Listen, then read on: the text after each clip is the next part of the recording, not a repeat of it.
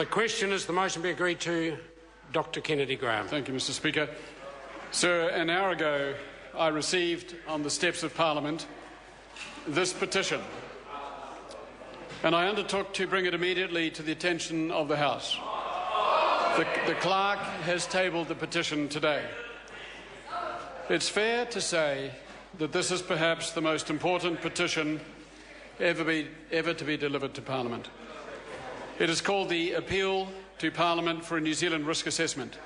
It calls for the 50th Parliament to commit to an all-party risk assessment of how and where New Zealand might be exposed to key global threats. No single undertaking could be more important. The petition comes just 2 days after the IPCC's fifth report on the assessed impacts of climate change for the world in the 21st century. As the petition puts it, we live on a biologically complex and exquisite planet, home to 7 billion people and a myriad of other unique life forms. We believe, say the petitioners, that it is our human responsibility to maintain the integrity of life support systems and the natural processes which sustain and renew them. It follows, they contend, that our generation must satisfy our present material needs in ways that do not diminish the prospect of their realisation for future generations. Mr Speaker, the petitioners express a concern. So far, they say, New Zealand has failed to truly face up to such unprecedented threats to its collective security.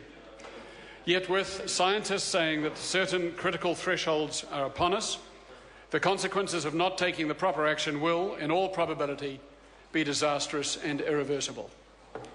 Therefore, they say, in the name of all our children and grandchildren, we, the undersigned, call on the New Zealand Parliament to face up to this situation now.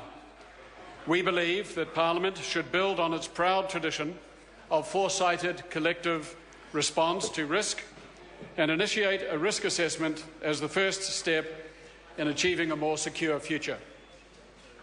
So this petition is signed by some 6,000 New Zealanders with a leadership group of 100 signatories. They include a former Prime Minister and past MPs, the Mayor of a major city, leading Maori, a number of former All Blacks and Black Caps, a university pro-Vice-Chancellor and other prominent academics, a former Parliamentary Commissioner for the Environment, a poet laureate, some of the country's leading artists, authors and broadcasters, and several leading scientists who serve on the IPCC itself.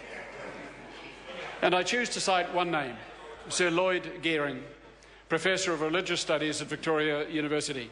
I cite him because, at age 96, Professor Gearing is a member of the Order of New Zealand, the highest honour this country can bestow. Mr Speaker, this is no ordinary petition. It is no disparagement of any others brought to this House to recognise that this petition is of unprecedented magnitude and import. It essentially appeals to Parliament to consider the future of the planet and our nation, and it does so in light of the enormity of what lies before us. Mr Speaker, this House is the arena for party rivalry and the contestation of ideas. We devote our time to critiquing each other and competing for electoral support. It is pluralistic democracy, and that is fine. But there are issues that transcend domestic political competition. Above all, the fate of the planet. There is no other phrase that can do justice. Requires that we lower our swords and come together to reason our way through. There is something primordial occurring here, Mr Speaker, and we need to be up to the task. We need to be up to the task for future generations, not only our own, depend on the decisions we make in this House now and in the critical next few years.